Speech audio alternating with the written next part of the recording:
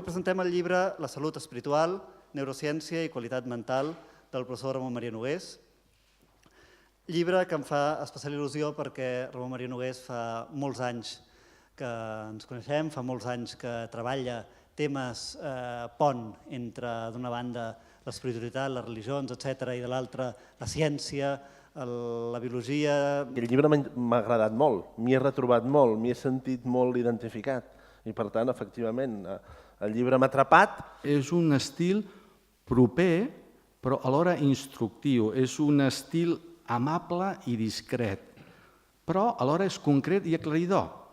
No fuig d'estudi quan ha d'afirmar o confrontar coses com veurem. Vull partir de la idea de que espiritualitats i religions, la frontera entre les dues no és molt precisa, són dades majors de la cultura mundial. Això em sembla que és important dir-ho en un país com el nostre, que forma part de l'àrea molt secularitzada de la cultura mundial, i concretament Catalunya, especialment secularitzada, perquè sembla a vegades que hagi passat l'època d'espiritualitats i religions, i això no és així. I el que més m'agrada del llibre, amb el permís de l'editorial, és la senzillesa d'una persona molt fonda, que en el seu cas té fe, però en el seu cas, a més de tenir fe, no té por a altres antropologies i altres espiritualitats. No és fàcil, ni des del costat de la ciència, ni des del costat de la confessionalitat. Què ens diu avui les ciències naturals, que dèiem abans, de l'ètica? Què ens diu la neurobiologia? Què ens diu la neurologia?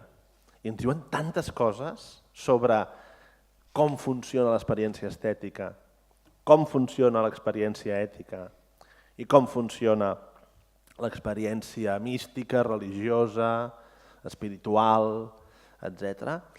No, tot això és la història de com la matèria té vocació espiritual, de com la matèria té vocació d'espiritualitat. Per tant, aquesta idea que el cervell humà està orientat a donar suport a l'experiència de transcendència. Aquesta és la tesi, en el fons. Què és una experiència espiritual, segons el llibre de Ramon Maria? Experiència global. Ja no diem integral, perquè això d'integral ho hem fet servir molt malament.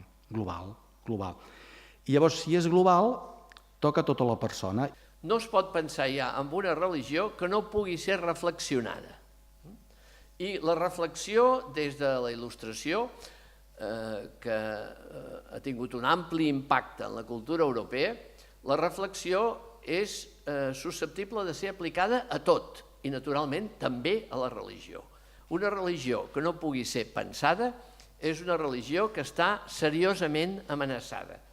Es pot ser saludable sense obrir-se espiritualment i es pot ser espiritualment honest i ciutadà del món sense vetllar perquè aquesta espiritualitat sigui saludable. Això seria, diguem-ne, el tronc comú. La conclusió, quina és? Hi ha una frase que ho resumeix molt bé. A més, està justament a l'epíleg, no? La salut espiritual forma part de la salut mental. I la salut mental forma part de la salut. Per tant, tots d'acord, oi? No hi pot haver salut sense salut espiritual.